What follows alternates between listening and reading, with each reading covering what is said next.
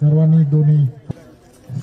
विनंती आहे, सर्वांनी दोन्ही हात उंच करून आपण सर्वांनी घोषणा द्यायची आहे. बोला भारत माता की, भारत माता की, वंदे वंदे.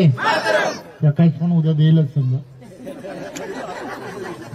भारतीय जनता पार्टीचा आज आपण सर्वजण खरं तर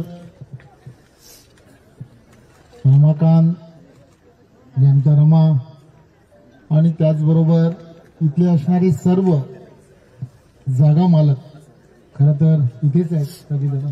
जरा या ना पुढे. की काही विषयामध्ये तुमच्या सर्वांच्या सहकार्याची येणाऱ्या काळात गरज आहे. ज्या विश्वासाने तुम्ही मला प्रत्येक निवडणुकीमध्ये मतदान करता, असं मतदान करता की पूर्ण महाराष्ट्र पाहतं की रवींद्र चव्हाण याला भरभरून मतदान करतं.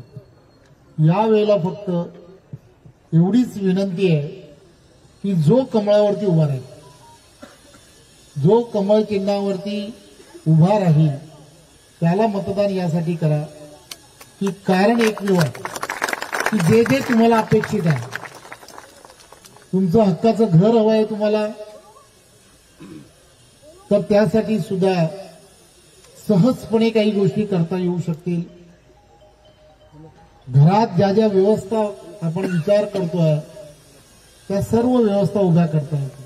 मी तुम्हाला पुन्हा सांगतो, मी नगरसेवक म्हणून सावरकर रोड प्रभागात, तुला माहित आहे, त्या ठिकाणी झोपडपट्टी होती. त्या झोपडपट्टीमध्ये मतदान पडणार नाही म्हणून मी मला तिथे उभं केलं. लोकांनी त्यावेळेला मला निवडून दिलं. पण मी माझी नगरसेवकाची टर्म पूर्ण होण्याच्या अगोदर तिकडच्या झोपडपट्टी जी होती त्या झोपडपट्टीमध्ये लोकांना समजून, सगळ्यांना सांगून त्यांना हक्काचं स्वतःचं घर हे त्यांना दिलं. एकदा जाऊन तपासून घ्या. जर एखाद्या लोकप्रतिनिधींनी या सगळ्या गोष्टीचा विचार करायला लागला ना तर ते सहजपणे शक्य होतं.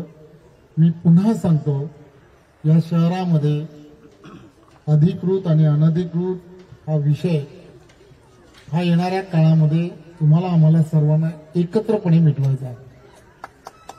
मी यासाठी सांगतोय, हे शल्य आहे की या सगळ्या गोष्टी सामंजस्यपणाने आपल्याला इथल्या असणाऱ्या रहिवाशांना स्वतःचं अधिकृत घर मिळणं हे अपेक्षित आहे.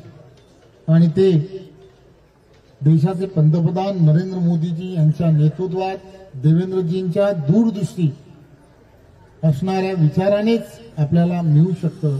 आणि त्यासाठी बरेच जण मित्र म्हणून, मग प्रकाश दादा असेल, अनमोल असेल, वहिनी असतील, सरोज वहिनी असतील, असे अनेक जण की जे आज एकत्र आलेत, चांगली माणसं एकत्र आलीत.